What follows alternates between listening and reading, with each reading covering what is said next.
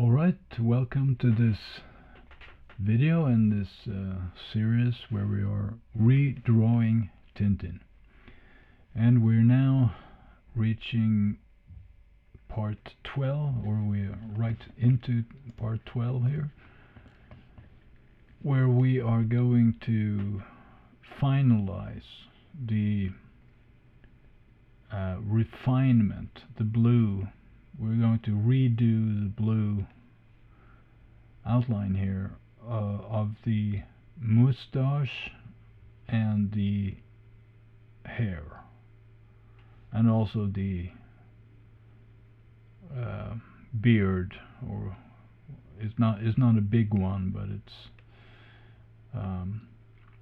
it needs to be done because it's going to be a little curly, or is a little, it's not a very smooth outline. It's sort of jagged a little bit. So we're going to do this in this video, and we are going to first go down here and see where we have the,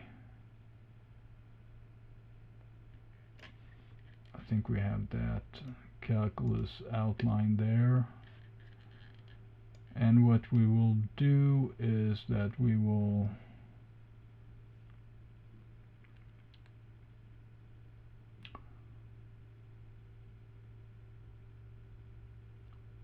paint over with a new R3 layer, one for the beard and one for the mustache and one for the hair, to get those jagged shapes.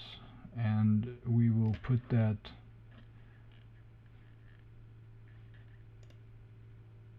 we'll leave the tail up there, although it's part 11, because the tail is here in the layers palette here. We have so I'm keeping the balloon and the tail up here, and then I'm inserting here another folder called, let's say we'll do three mustache,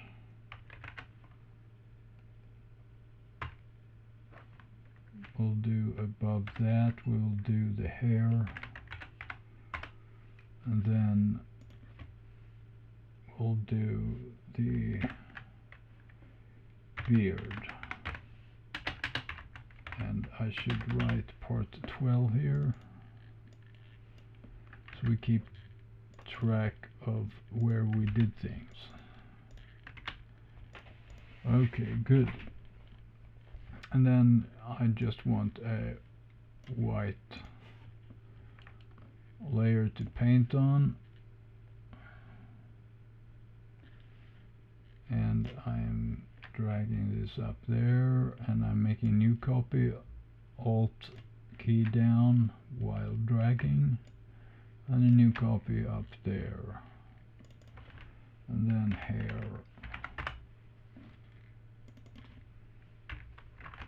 mustache, well, and beard. And then we'll also write refinement 3, R3, refinement 3.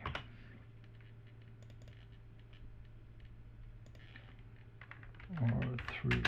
Okay, so that's good. So we have the accounting done here. So we have some order in the madness, or so maybe we should start, let's go from above here, from the top here. Let's look at the hair, multiply mode, and I'm going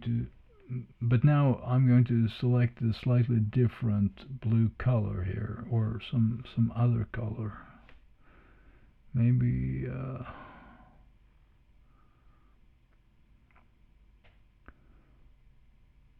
maybe we could take some pastel magenta here or something. pastel violet magenta. Why not? We'll see how it looks like. And then I'll go up to 300%, maybe even 400. Yeah. And I'll do the same here in my original Tintin panel, which I have on my left monitor, which you cannot see, but so I urge you to take out your Castafiore Emerald album if you have it in print, or if you have already scanned in the page. It's page 33 and it's panel A2, so it's the second panel on page 33 on the first row, and so then you can have that on the screen, perhaps, if you have that scan available, and you can compare to what I'm doing, so you can sort of check that I'm doing the right thing. So good. But first, however, I'm going to zoom out to 200, just so to get an overlook over angles and areas. And actually, before I even do that, I'm just going to do a little promotion here for my own upcoming comic book album, which is 987 degrees centigrade, which is a, sort of like a science fiction action thriller adventure with the main person here is Barry Riley, who is a obnoxious and arrogant space captain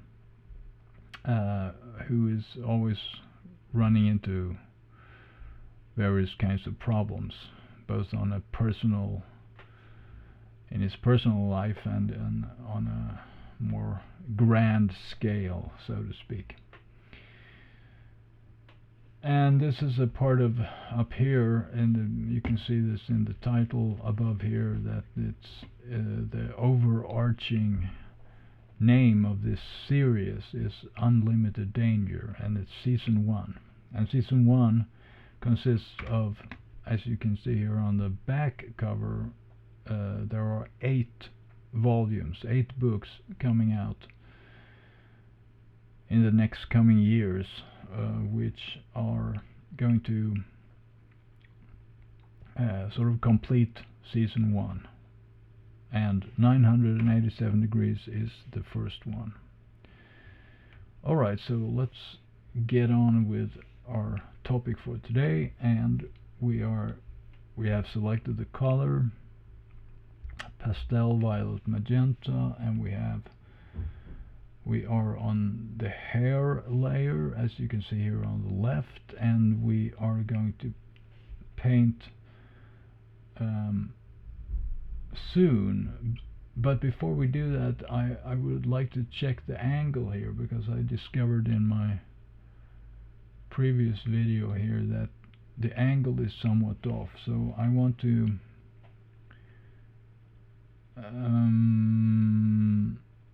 just mark that out first at the angle. So I'm using the brush, and I have 4 pixel, and I have 20% opacity, and I'm now just raising this line here a little bit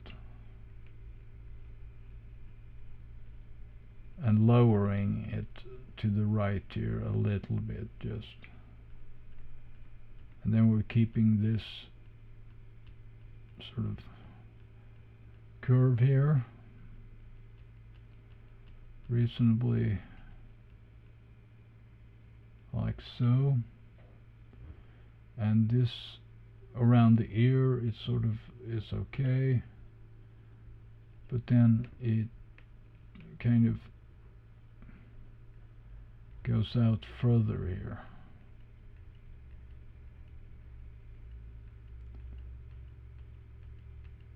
Something like that. And then it has some sort of like an angle it goes in here. And remember, in the last video we were having some short discussion about this anger stroke here, this thunderbolt, and I said it was quite close to the hair, and it is. I think, if I remember correctly, I think I even said that I would never myself put it that close, but I mean, that's what we're doing here. Is we are not trying to improve Hergé's fantastic drawing, we are just trying to replicate it. But of course, during the time we can sort of just like a gold digger, we're seeing something, and we're sort of like filtering out all those things that don't please us, and then we focused on those things that are really great. So I think that's a good scenario. So we look at art in order to find out what we like and don't like, and then we replicate those things that we do like, and we just skip the other things. All right. Okay, so that's the basic shape of it before we have added the curls. So now we have to add the curls, and now maybe we shouldn't do this. Maybe, okay, let's keep him.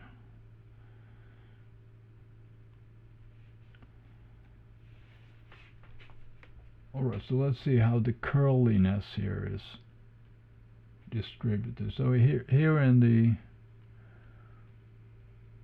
on the sort of the portion above the ear to the right here in this area, just besides his glasses here, there's no curls available, almost none.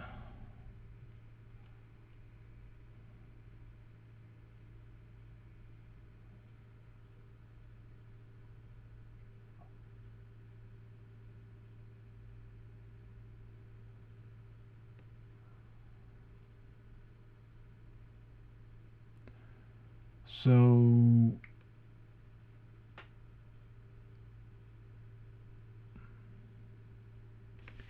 okay, so what I'm going to do now is I'm going to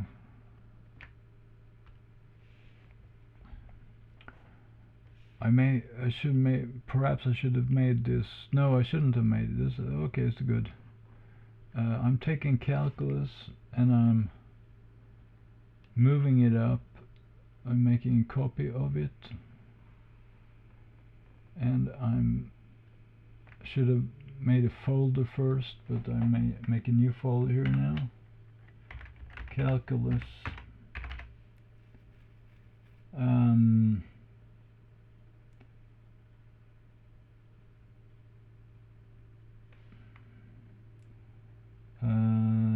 Calculus removed hair.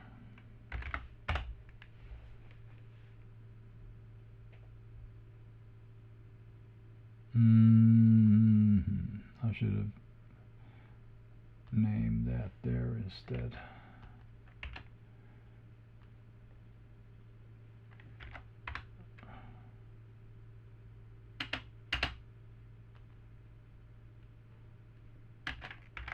Something like that.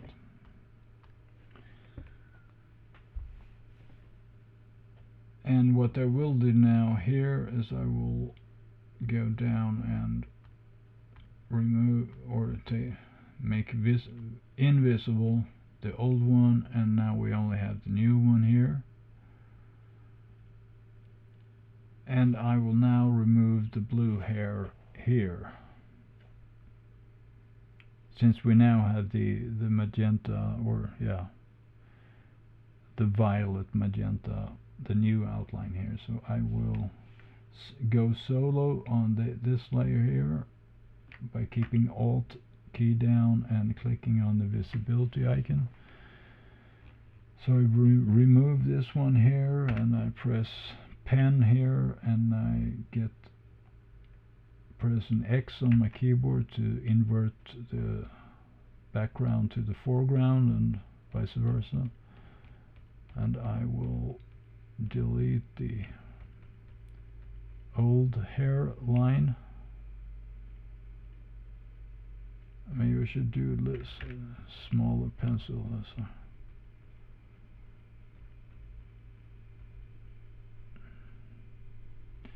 Like that, and I'm keeping Alt down and clicking on the visibility icon here once more, and I'm reinstating all the layers that I had before.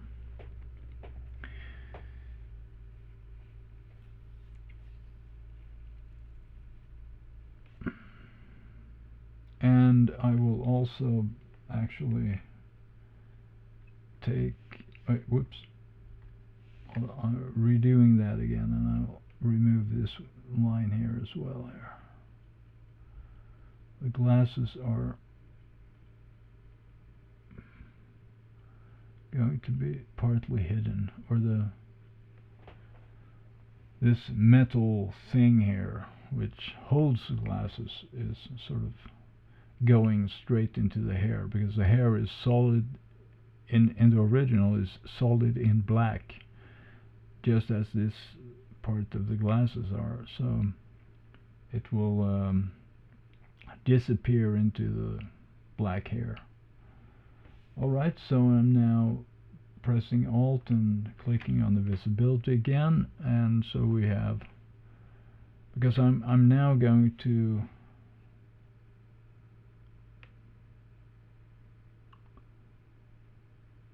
whether I should do this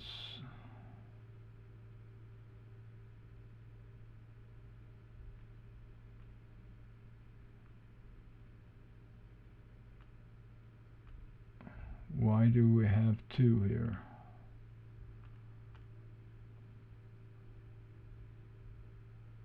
Because my plan was to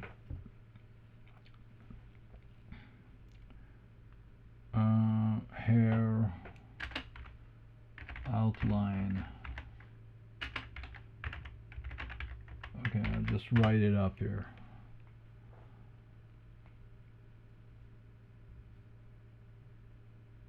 Hair basic outline. But now I want to do I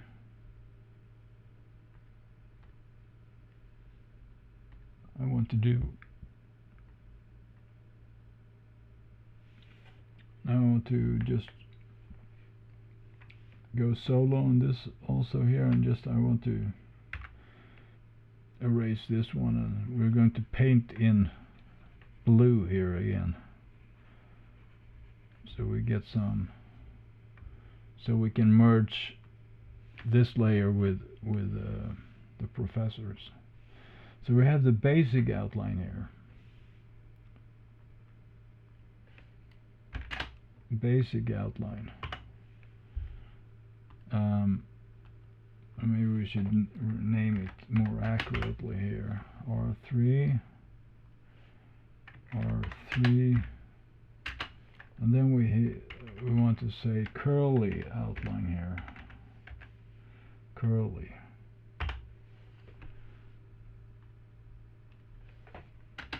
Outline. Oh, whoops. We don't want plural, we want singular here. Okay. Okay, good. So now we're just going to go back to our usual cyan. I hope that's the one. Or is it? I don't remember. Maybe it's this one. Or this one. Or we can just pick it on the... Well, there's a problem here when... Let's just try it out. Curly outline. Could this be light cyan blue? 20%. Does this produce this effect? No. Which, or is it, maybe we did have it there.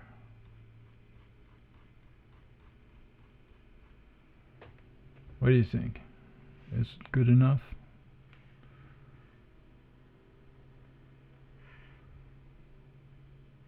Or it was pastel cyan, perhaps.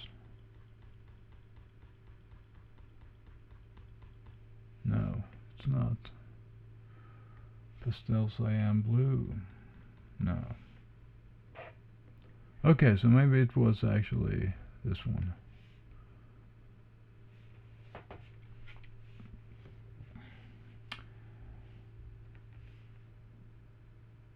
Okay, and then we just do our usual F's here to get some white in the background.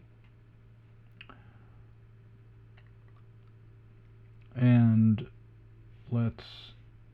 we are on the right layer, curly outline, and we can just switch here to get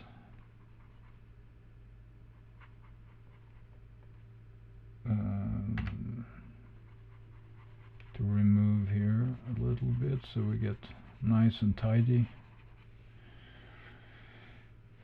And we X our way back to the blue, and we are zooming in because now our angles are better.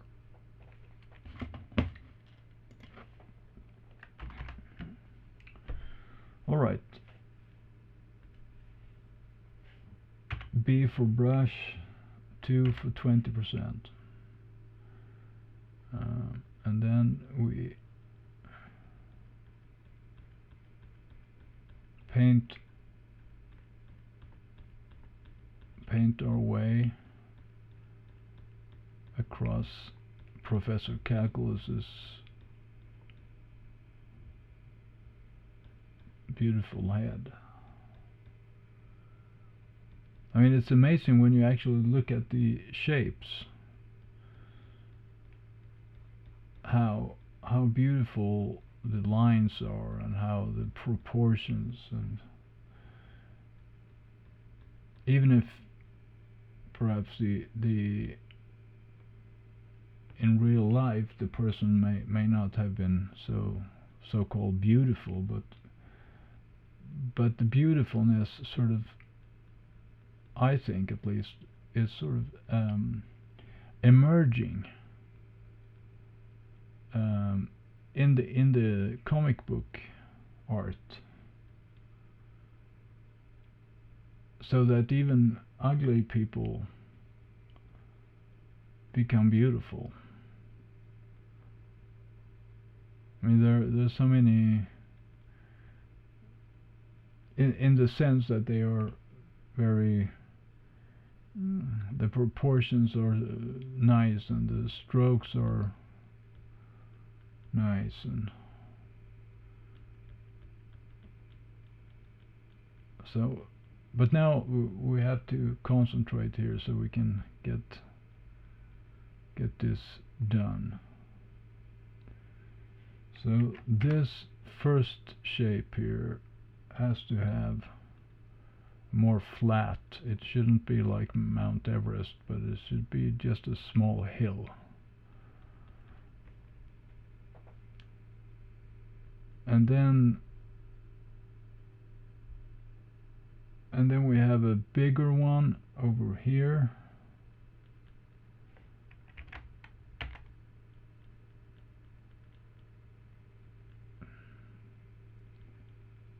That.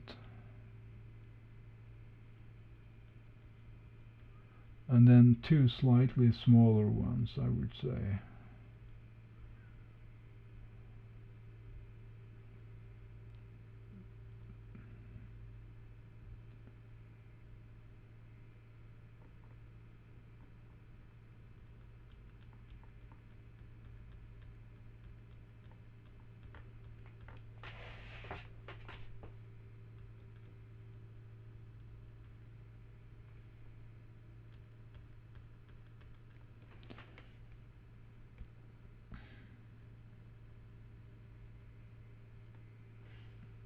And then we can maybe change this angle a little bit here.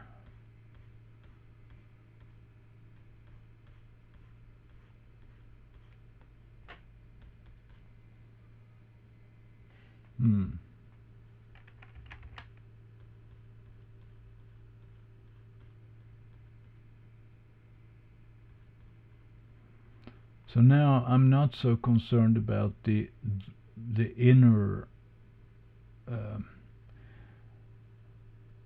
blue here, because this will be all black. So I'm concentrating on the, how should I say, upper blue intersection against the white, sort of, not intersection, but the interface here in between the white and this blue line here that I'm. So if we call this like a, if we think of this as an oval or something, then I'm only interested in the outside edge of the oval. So I'm not going to refine anything inside here. I'm just looking at the outside pixels to try to match the form of the original.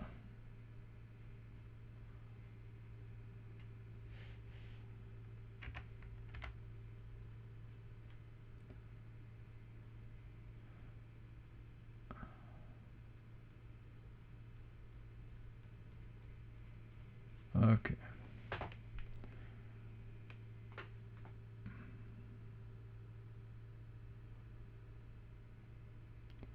So maybe this should be a little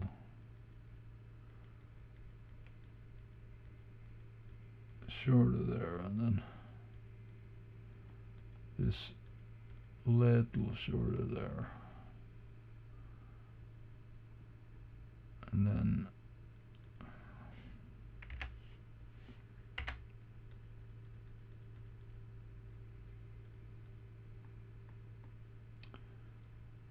maybe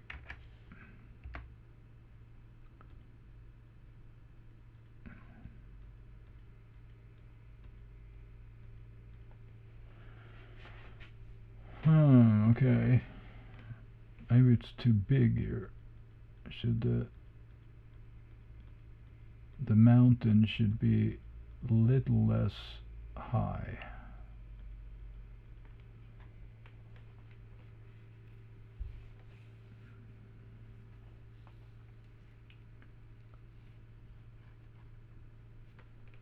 Okay, but maybe it should be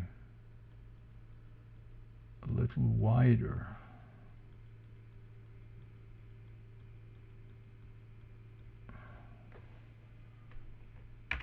And then we smooth out this.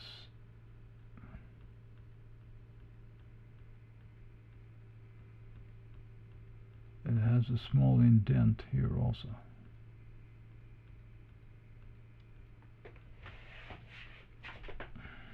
So what if I remove the magenta here? How does it look?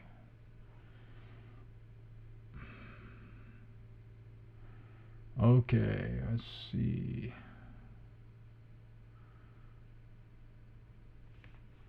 I'm going to not use the magenta right now because I want to see more clearly.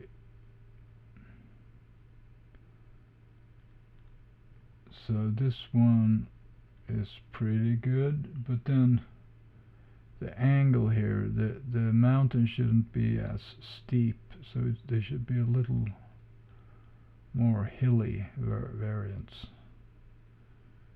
And but this one is a little, maybe this one works, the last one.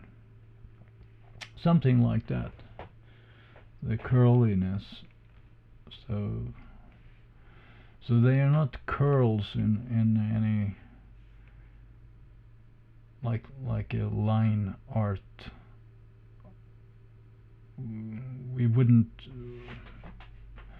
draw a curl like that, perhaps, but this is a stylized version of curly hair. So and I think it's brilliant. I think it's we really get the sense of a professor and a curly-haired professor. Okay, so let's continue on the outside here, and we're counting 3 big ones, or bigger ones.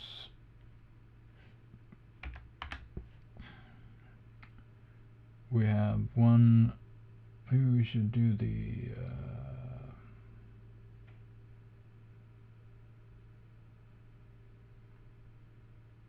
so we have one. Let me, maybe I can do it like that. I need 3 summits. One in the beginning, one, and they are sort of, the last one should be somewhere here. Then there should be some like that, maybe even here, and they should go up and down a little more. And these are almost like triangle waves. If you have seen an oscilloscope ever, they are like almost straight up and almost straight down.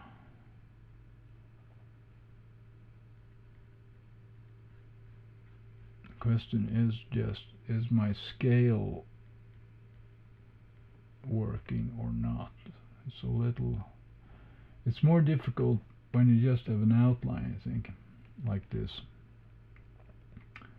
than if you were to have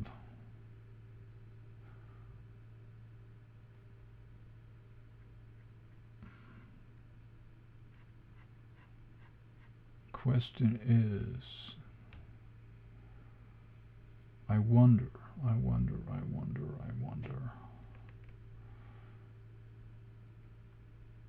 should we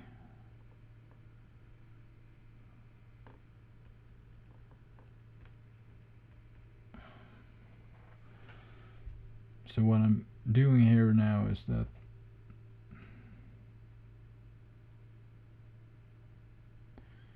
the one of the mountains, if I may call them so, ends there. And so I want to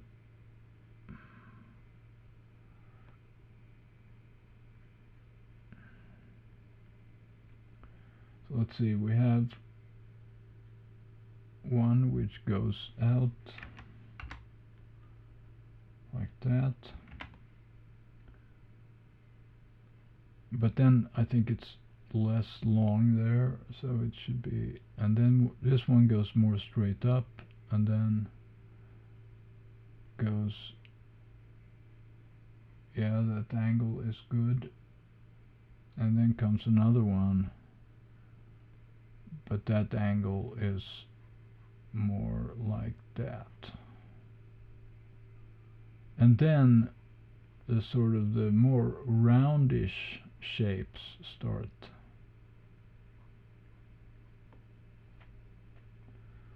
So here they are more like mountains, but here they are more like ellipses or spheres. And now we want 1, 2, 3, 4, 5, 6, 7. So I'm counting to this point here. So we have 7 of these, and the one in the middle here is like higher out. So maybe this is how he did it. He draws an ellipse perhaps. So I have 1, 2, 3, 3. Let's do that then. I'm going to draw some ellipses here.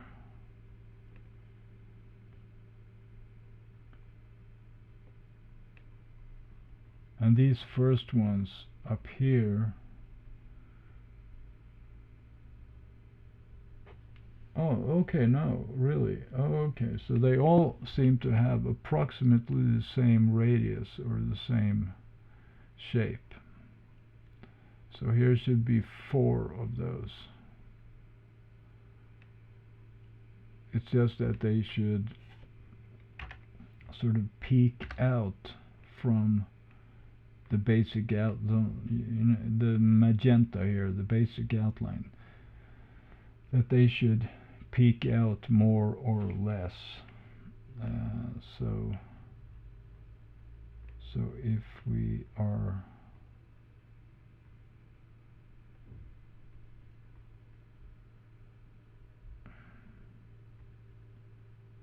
to get the shape is not exactly okay. Let's try with that. And this third one should be more out, like it is there. And it should also connect more back there, something like that. And then there should be more like a valley there in between number 3 and number 4, and then we should do another one here like that, and then comes almost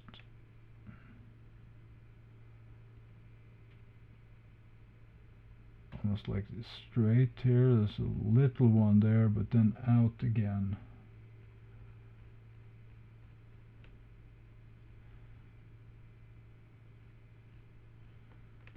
And then we have this one who's pointing out here, and then we have another one there, and then they're gradually diminishing in size.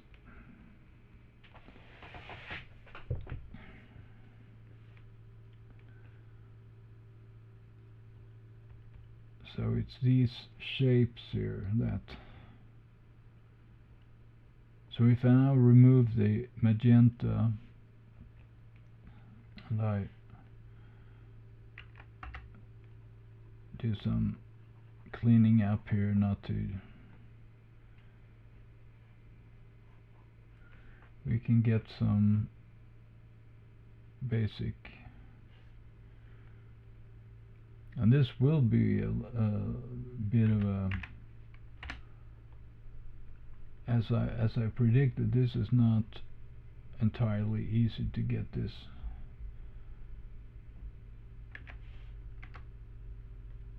good, but we will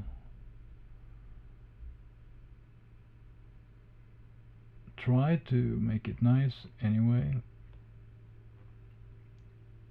and then comes this one there, and then comes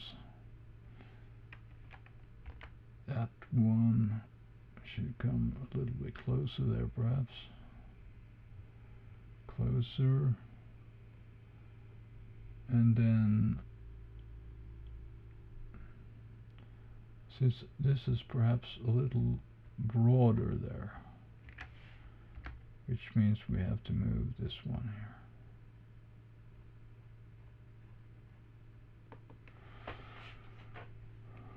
Okay. And then after that, well, this one is actually lower down.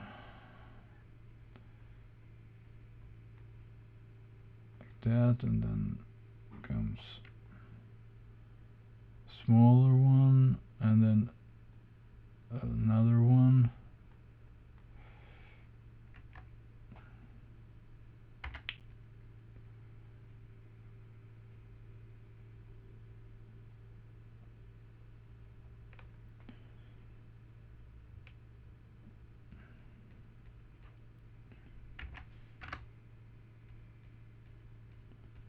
I think basically this is the, like that, so we get this. So if we think of this thunderbolt here, then we should have free space around it, and that sort of reveals that the top of the curl, there's a curl sort of going down here and leaving this white space there to be exploited. So we must synchronize there to get it all together. And then we just have these three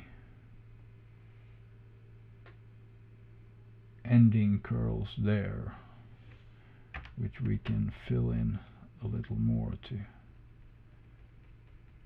get more feel for them.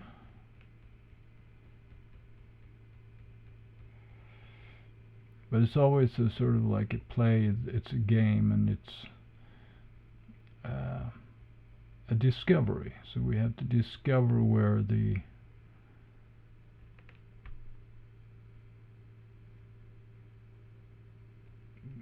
things are in relation to each other.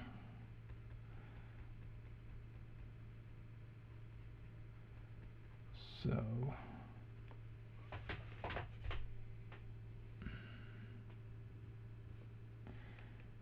then we have, and then of course in the final inking we can adjust further if we so please. So but it's good to have an approximate outline, or a more detailed outline as we have now, to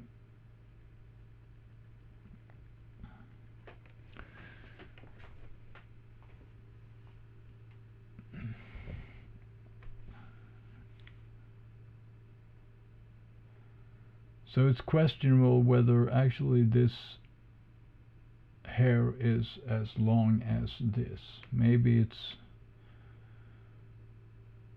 there's some miscalculation here on my part, perhaps. Perhaps there's a few pixels. I'm going to try to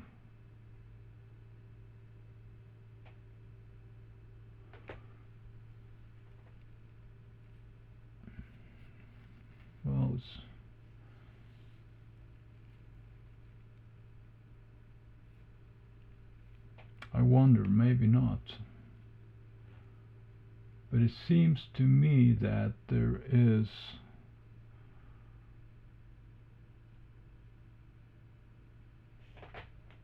if I remove myself, if I go back a little from my monitor now, I will try to compare with the original panel. Okay, so I'm further away now, and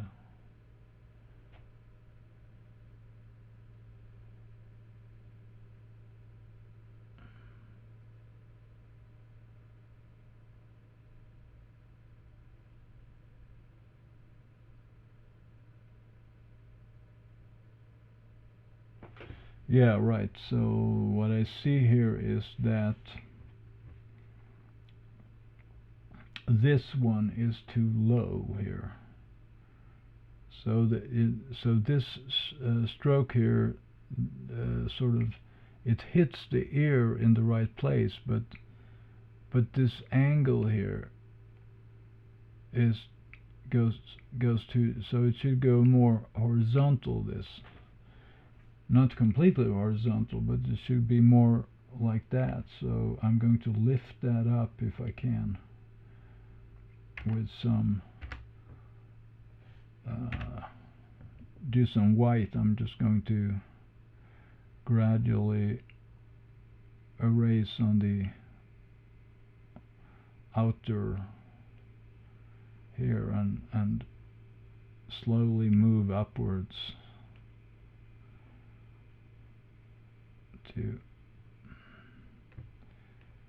so there should be a little more space to the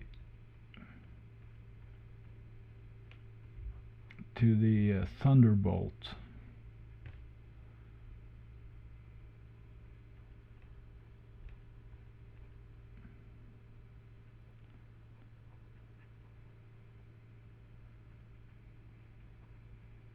So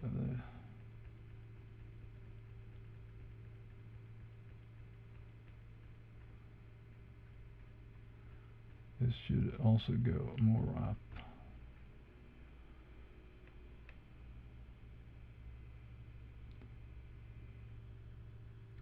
So these three here, this one, and this one, they should be horizontal, almost horizontal, but leaning upward, go upward like this, perhaps 3 degrees or something. So if we line those up,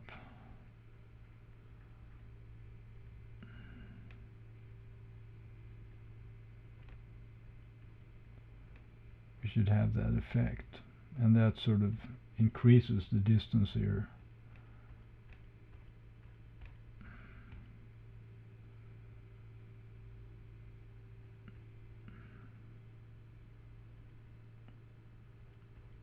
Okay, let's go back with the blue here.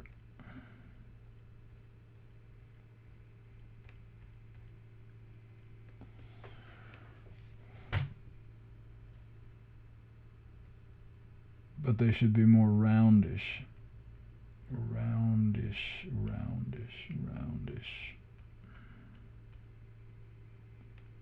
There you go.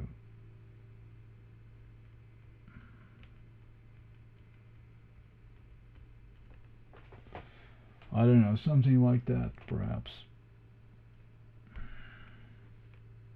And there's some waviness over there also.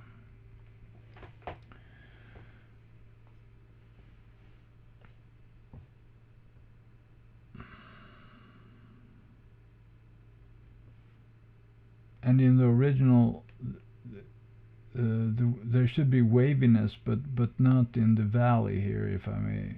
In the sort of, well, if it depends. If this is the, if we're thinking about the outline on the outside of the outline,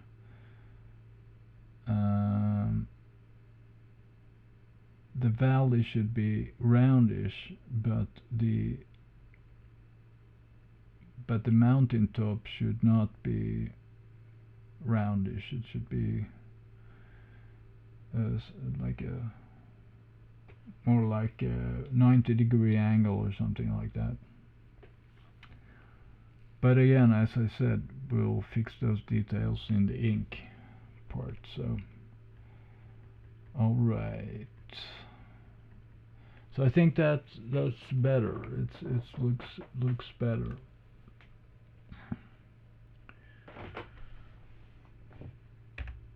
Okay, so let's go on.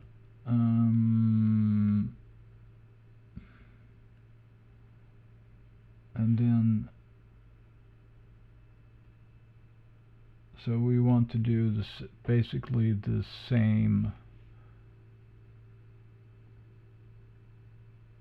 Maybe we can skip the basic outline. We'll see if we can skip that.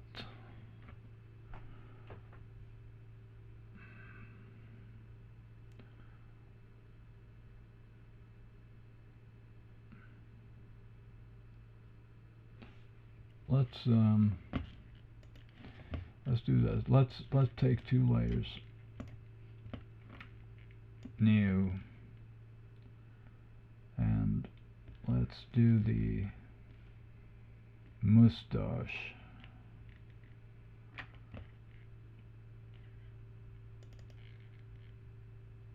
So we can copy the title there, and let's do the same procedure, and we correct the outline first, and then we want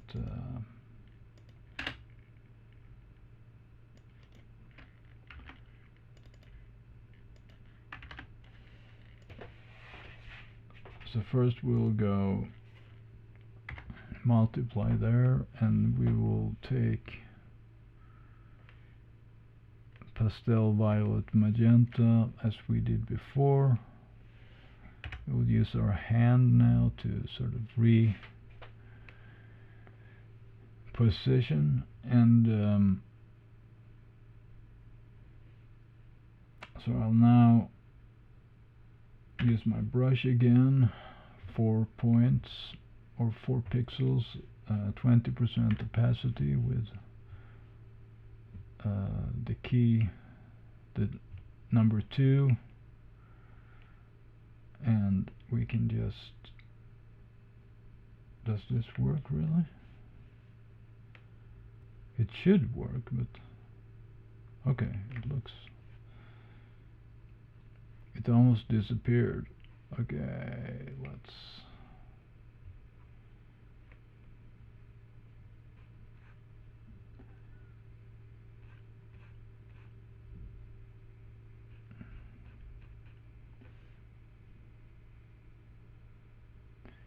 maybe it goes a little less like that, and then, but then not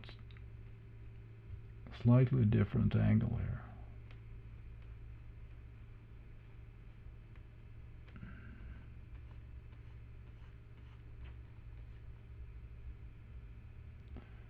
And then it goes out more there. So we have something to play with.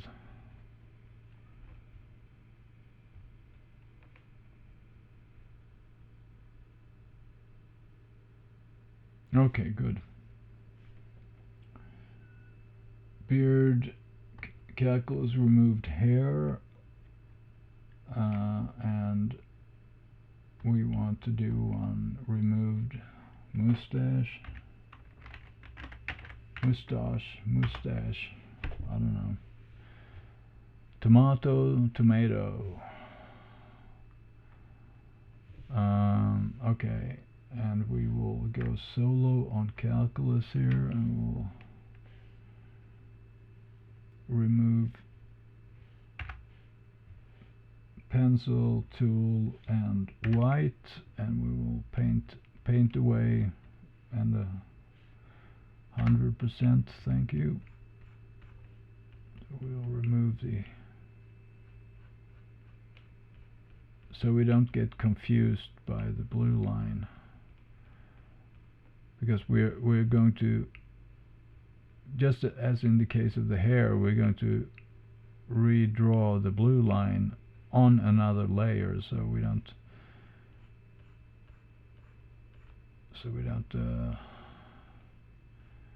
get too confused there. Okay, I have to redo that or undo that couple of steps there.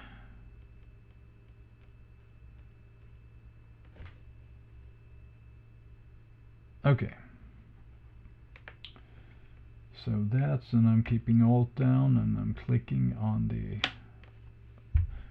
visibility icon there again.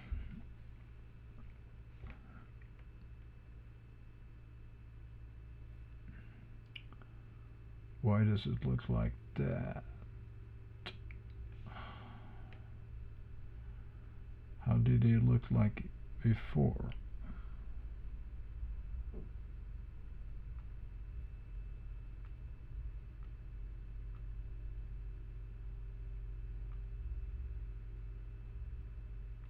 Yeah, we have to.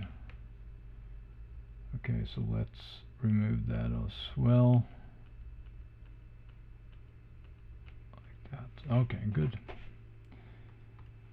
So let's leave him there. Calculus, and we go back to our mustache. Basic outline is the magenta, and then we also will see if we multiply.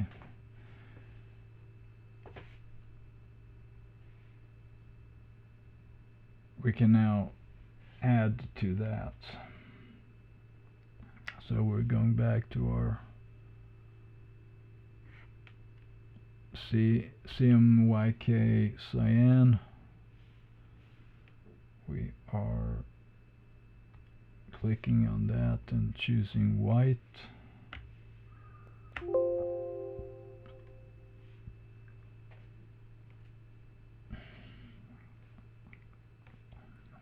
Or we could have chosen white here as well, but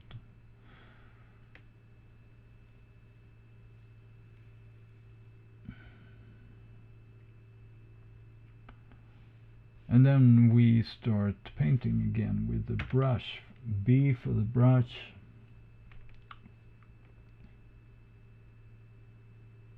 And 20% opacity.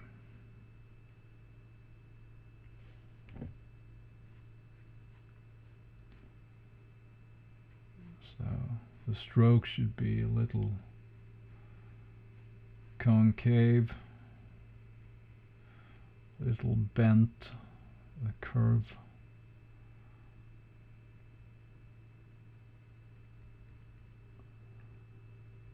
Two, four, five. There should be 5 sort of hairs that go out. So I'm marking out the middle here, and I'm painting a middle hair.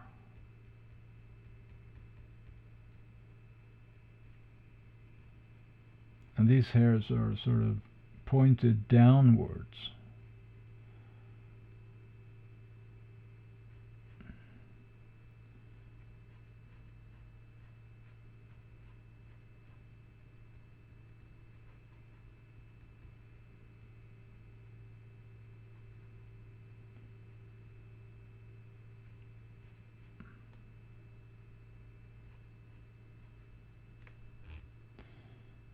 It should come out a little there. There we go.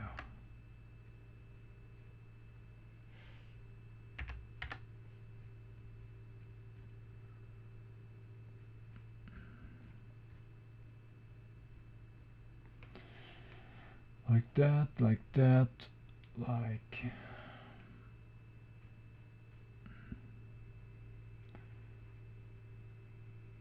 And there should be a sort of like a shape like this, almost like this stroke here, that should act as a delimiter here for the 5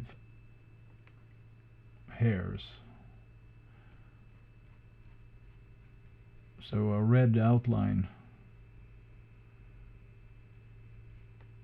seems to work pretty well, but we have this last stroke there. Last stroke should go out pretty not super far, but still and it should actually point here, or actually it should point a little above, because these lines are placed a little too far down. So we should actually move these up a little. And because this hair should point to slightly down on this stroke here, so we have to, so let's go up and do that in Calculus R3 here while we are at it. Copy, paste into a new layer, and then we just move it up like that. So this bottom point here should end when the upper part of this, his upper lip here, and then this should point to this point here. So I think that's better, and then we can merge those here, and we can say moved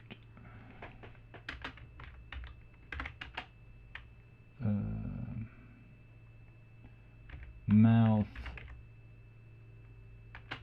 stroke or something. Moved stroke left. Moved up mouth stroke. Okay, now we can hide those, have a better approximation of everything. And we go back to our mustache. It's not a curly outline, but it's a hairy outline or something. More like yes. We still need the magenta there. Alright, and we go back to white, 100%. B for brush, and we go down there.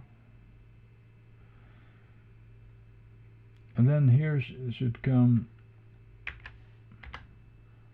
some unexplainable thing here, which should go in there and make his mouth, make the white of his mouth more visible. So it's like that, and then another shape should take over here, which is more pointy in its, so the pointiness, and this is I think it's a very good example here, that the pointiness here, I mean, if we're looking at this white here, I mean, as a comic book illustrator or like that, if we have just a few pixels here, then there's not much else we can do in terms of, if you want to illustrate a pointiness here, you have to put this exactly in the middle, because otherwise it will sort of blurry the mouth here and make it look funny. So you have to make sure that this point here actually happens in the middle, and then you have to adjust everything else so that it becomes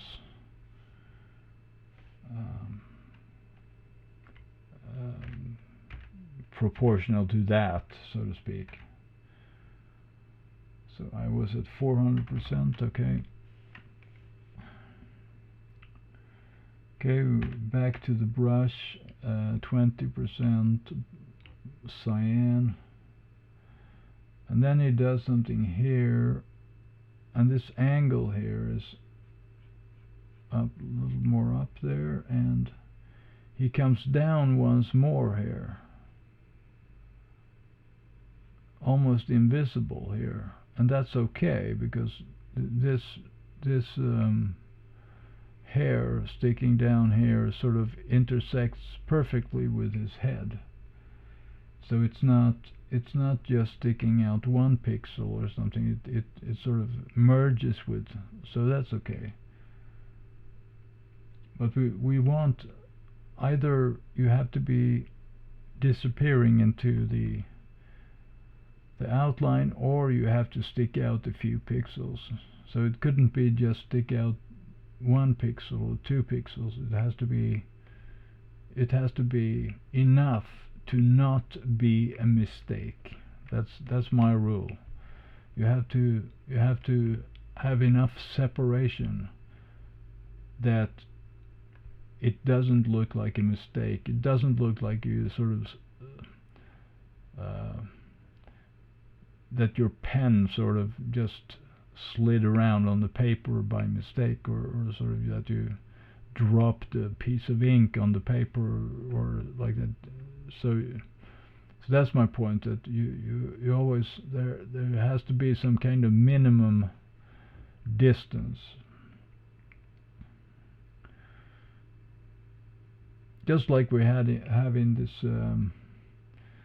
this movie rule for directors, that when you are, which you can use in comics also, so whenever you have a shot, a particular shot, let's say that you have a perfect, you have a shot of here, like here with Professor Calculus looking at in a particular scale, in a particular, so let's say we zoom out here,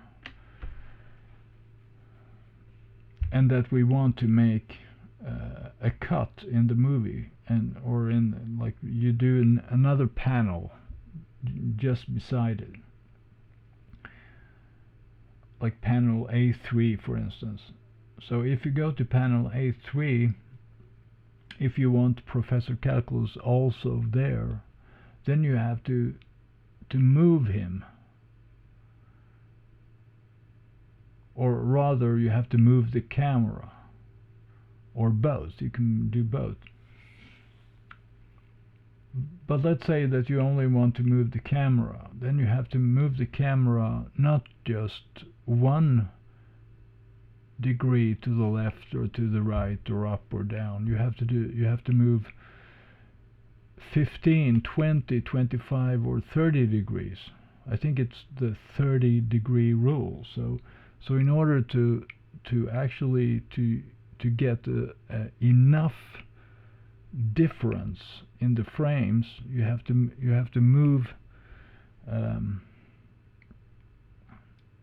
you move your camera substantial. So it's not just that you sort of your hands couldn't hold the camera still, so you sort of moved it sideways like 20 inch or something like that by mistake. No, you sort of so you have to, of course, you never hold the camera by hand in a professional production, unless you're maybe not so good director. But the good films are made by people who use professional stands or like that. So okay, so that's, at least that's my opinion.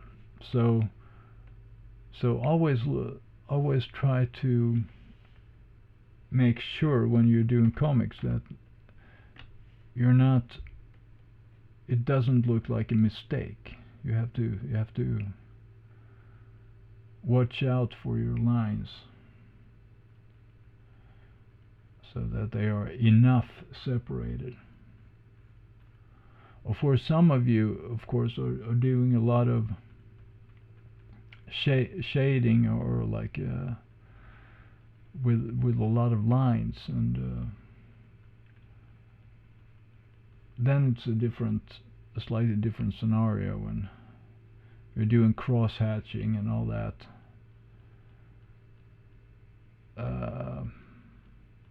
But in terms of composition, we can say, in terms of the bigger items on the page, or the bigger items on the panel, in the panel, on the page, in the panel, as far as those go, those must be enough separated. So this is I think something that most comic book artists are not really doing, and they're not really careful with that. And I think one good example, I mean, if you have Tintin as a good example of someone who really fine tunes in many steps. He fine tunes the exact composition of each panel. It's not that he just draws it and then inks it. He takes it, he analyzes it, he redraws it, he cuts it out, he makes it bigger, he repositions the character on the page, he changes this or changes that. And that's why there is a certain clarity and a certain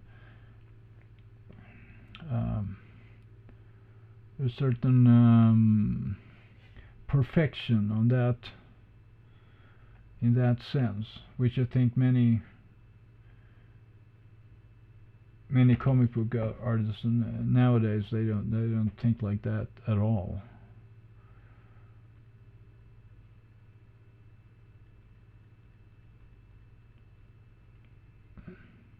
As evident by the results that they leave after them. Okay. Oh yeah, that was my point here. Another good example of someone who really has nailed the composition, I think, is the also the in the same generation almost, Carl Barks. So if you want good stories, just like Tintin's, it's a different style to them, but if you want solid stories and solid drawing and solid composition, and where everything is very it's simple, it looks simple, but it's not simplistic. It's very actually elaborately produced and composed, and so Carl Barks, I know I have a couple of these volumes from Fantagraphics.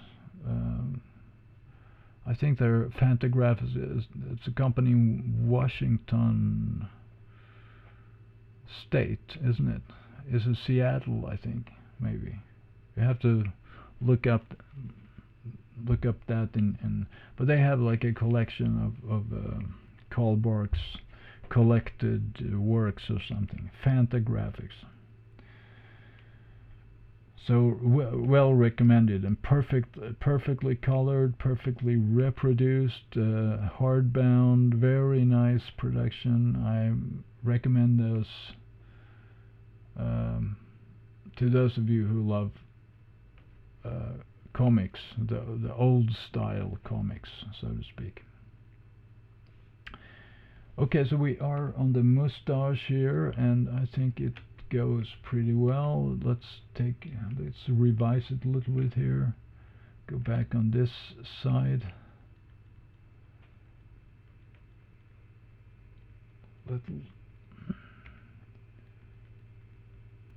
Little higher up, but it also goes not so far out.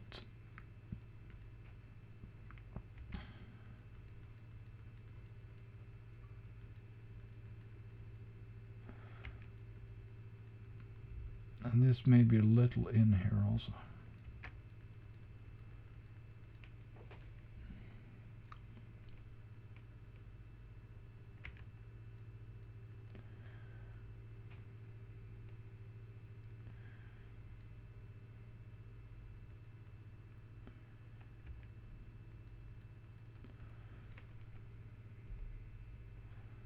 And the angle here should be slightly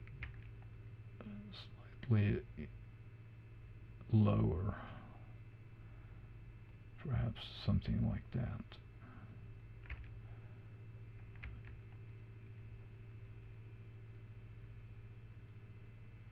And this one should stick out a little bit, just as it does. And then comes this more roundish one.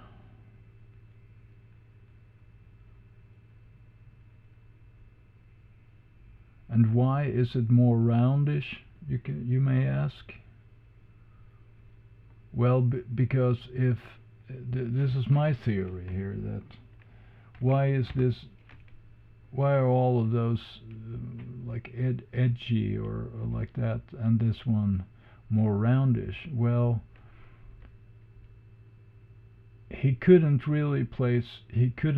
get the I mean, if he were to have used a triangular shape, he wouldn't have place for it here because the edge wouldn't be far enough separated from the mouth, so it would have sort of it would have interfered with this vertical line from the mouth here. So therefore, I think he decided to make this a more round shape, because this has the advantage that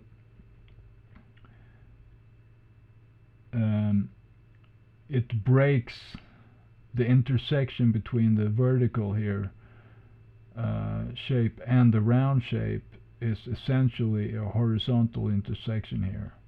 So the round shape, sort of the tangent of that is horizontal. So it looks better. So it doesn't, you don't get that conflict as if you were to have like an edge very close to this vertical stroke on the mouth here. And this one he can do it because the edge is far enough from the mouth, so we can see the beginning of this shape and the end of this shape, so we draw the conclusion that it's a straight line. So that's my theory, at least. I think it's instructional, even if it's not right. I think it's I mean, I think it's practical to think like that. If you are an artist, that there's always this whole business with intersection of lines and the closeness of the lines, and how close can you make them, and which angle should they be in, what is permissible, what is not permissible, what looks good, what doesn't look good. So all these things, this is a true art to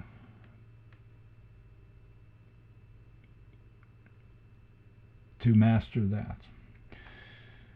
Okay, so on the left hand side there, and this one is not very good. Okay, I have to fix this. The angle should be closer down there, and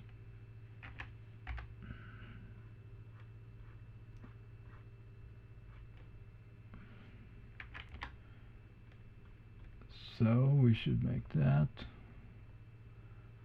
And this is, there's too much on the upside there.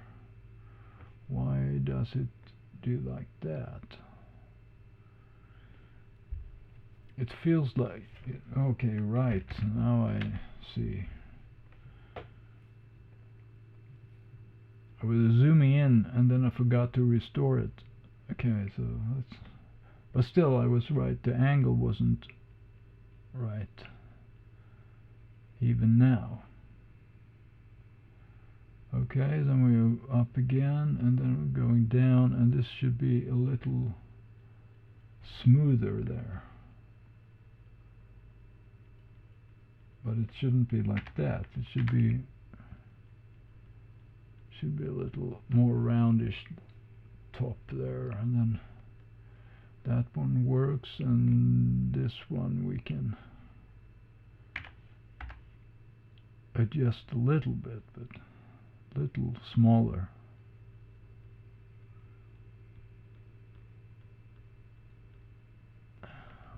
Small like that, and then this one has to stick out more. Why? Because there must be, it must be, in this case it is, but I'm saying as a general rule it must be one. So if you want something to stick out, it has to stick out one line thickness away. So that's my rule. And I think Hergé has some similar rule, even if it's not exactly that. But so it's not a coincidence that it sticks out approximately one line thickness. If you look at his art, I don't think that you will find in many places something which sticks out half a line thickness away.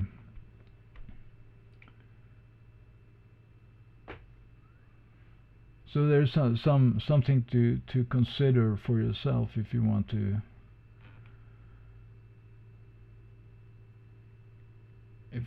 perfect your art.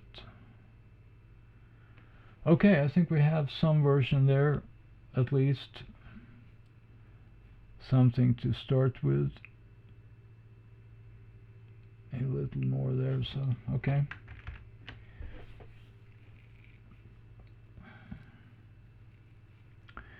And we have last but not least, as they say, last but not least, we have the beard. So to do that, then we have to do three things. We have to go back. First we have to, well, we want to duplicate that one, and then we want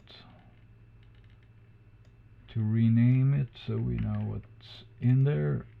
We have beard R3, and then we have another hairy outline.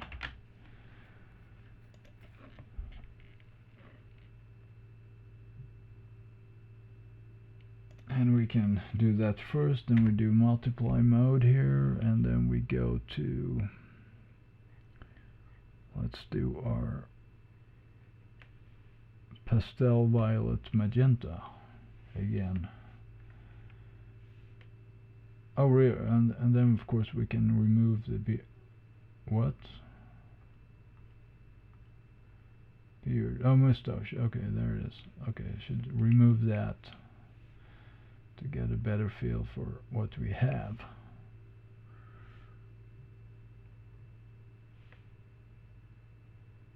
Oops.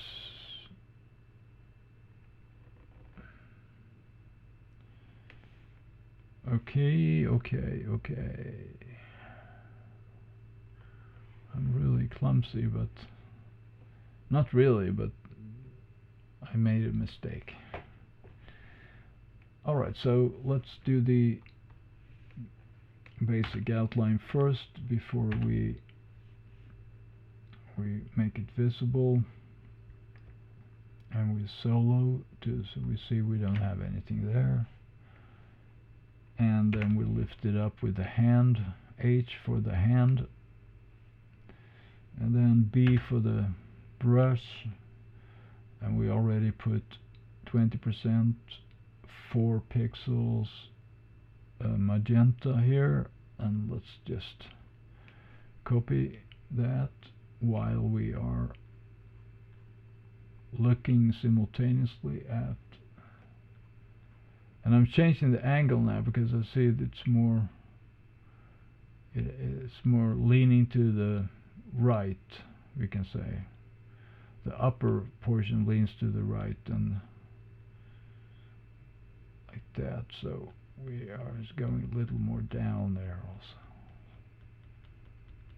Like that, and then this whole structure comes here. I don't know how to. It actually goes down all the way here. It ends here actually, so the tip goes down there, and then it looks like a Christmas tree on on. Well, maybe I was a little nasty there, but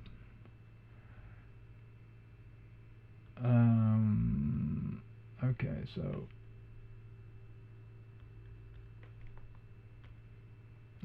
so we have, let's do this perhaps a little more so we can, so this goes out to the outline of the head, and then it folds back like that, and then comes another fold,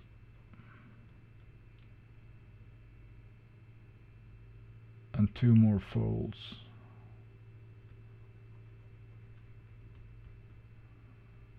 and then comes the end snippet there, and on the other side there's one thing that ends at the very top of the collar there, I think. Looks like that, and then, but it sort of is hidden by the middle of the collar here, this vertical line, so there's something to be said for that. And then goes a stroke back up there, and then comes 2 strokes, or 2 bigger ones, and then a smaller one, and then some curly stuff at the very end there. So we'll try to clean that up. Okay, so now we do another copy here where we have removed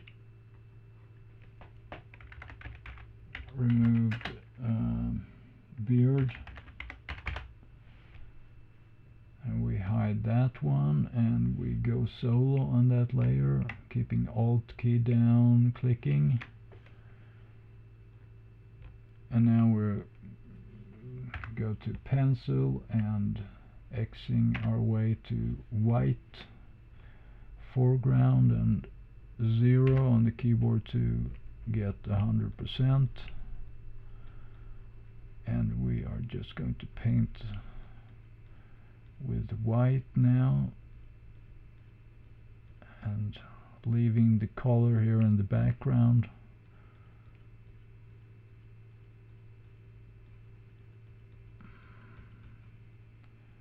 That, nice and clean. Okay, good. So now that's done, and now we go back to our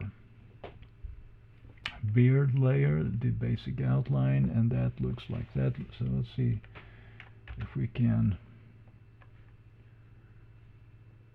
clean that up also as well. Okay, now I have to actually put my selection on there to be painting on that layer.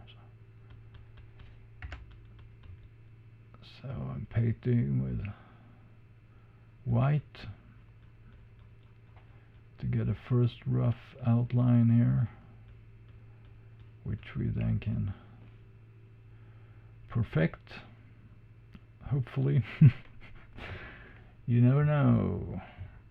And that, of course, yes, we can do this already in this stage here. I'm switching now to 20% magenta, and I see now that this actually comes more from this location here and slightly more here. So we are moving this whole construction here to this last part at least, so that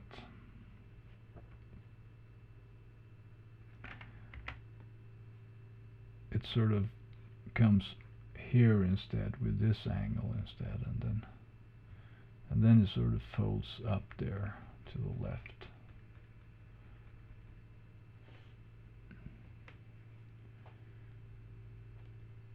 Alright, so I think that could work as a starting point.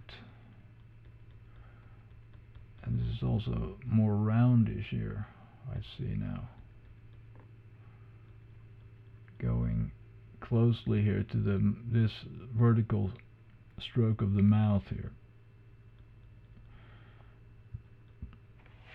The right side of the mouth. I can clean that line up a little bit. Okay, good. So now we go back to the blue and multiply mode on, and let's have the magenta in the background. Oops, what happened to Professor Calculus? Is he there or not? Oh, I removed the mustache. Okay.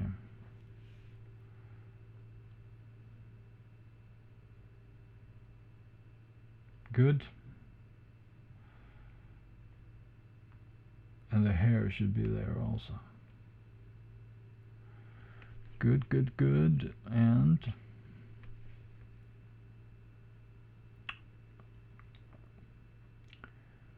so let's waste no time. Cyan color, and we're back on the beard, the hairy outline.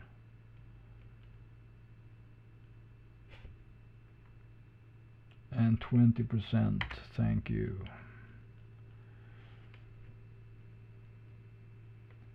Okay, so we are doing the outline, and we are actually in a very nice place now. With this is the last shape that we are now refining in this panel in terms of the line art. So I'm very happy to be here.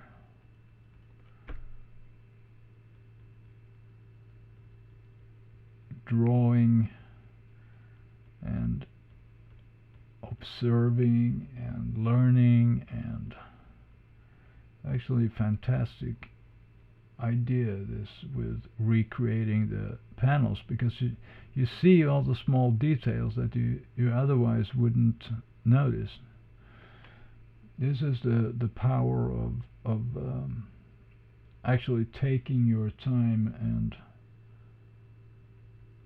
looking at it, and the good thing is that we're also getting better at drawing, and we're getting better at the whole process of using layers and naming layers and organizing layers and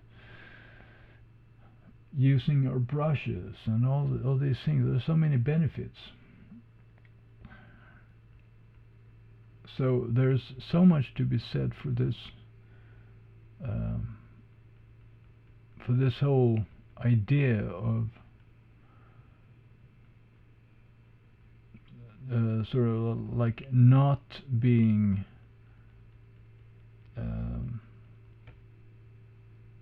sort of stressed out and sort of on schedule and deadlines and projects and like that. I mean, you may have some of that, but that we sort of we spend, like we're doing both. I think that's the message I would like to propose, that when we are, we may on like in half the time or something, you may have projects, or like you're doing drawings that or you make your like ordinary comic book project, or your ordinary drawings, but then there's something to be said for continuous studying as well. So and that's what I'm trying to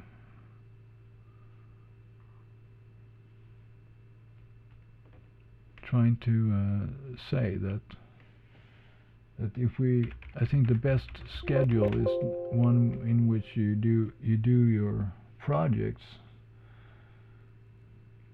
some hours a day, and then you do studying just for the fun of it, or to build up your knowledge and to learn new ideas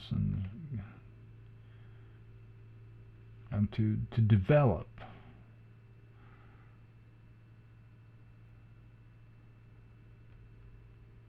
Of course, you may say that you can develop also in when you're doing your projects, but it's another kind of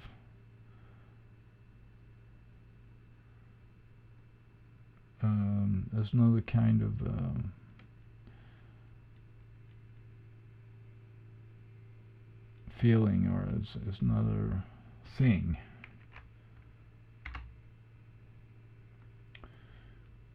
At least I think so. Okay, so where are we up here? We are here. We are in this strange place here where we again he seems to have a stroke here that is like, but it disappears into the color with its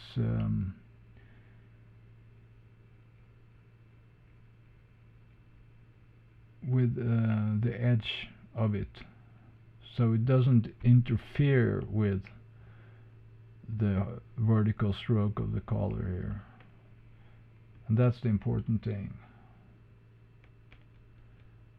And then there is a white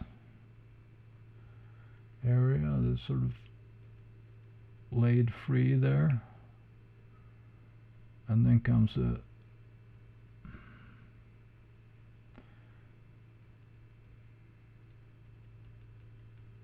some triangle shape, and another triangle, you can't really see it, and then 400%.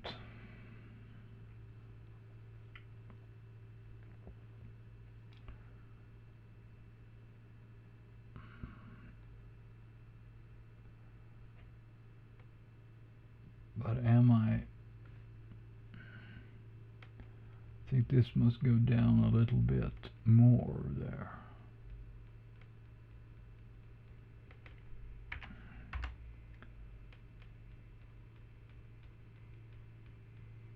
Like that. And now we can remove the magenta, because now it's just hindering us instead of helping us. Okay, so we have this going on, we have that shape, and the second one,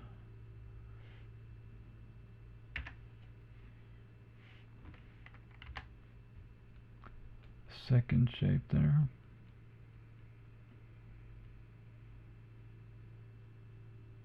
Oh, the first one is here, right? First one is here. It goes down to that point, and then comes another one, curly or half curly. And then comes this one. And then comes a third one, which goes out a little bit more there. And it also has a more straight angle into the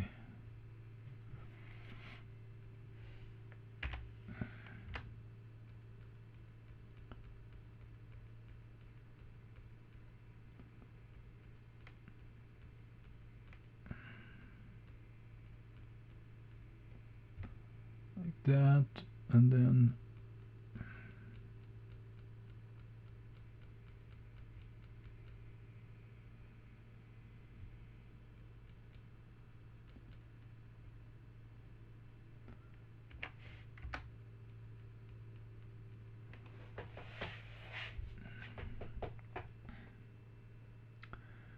and we are still on the white. Okay, good.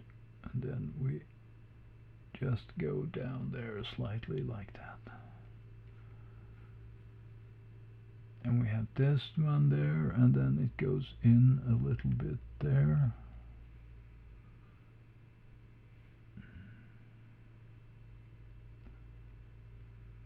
And then it is a little white there.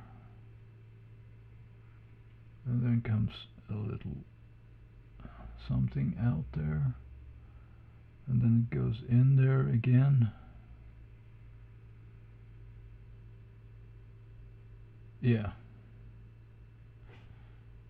So that's basically it.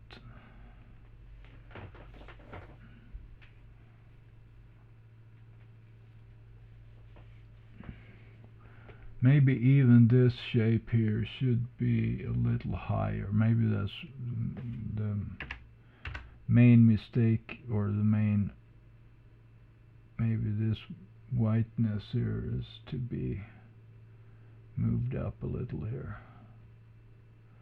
And then we can move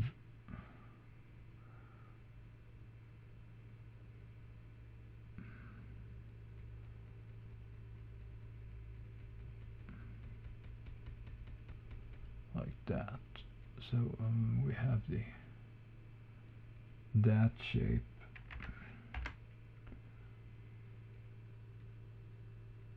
coming a little earlier.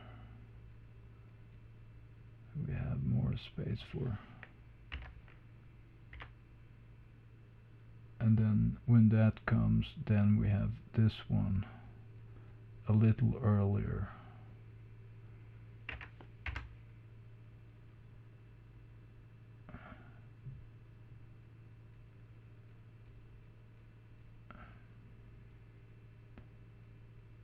Okay, and then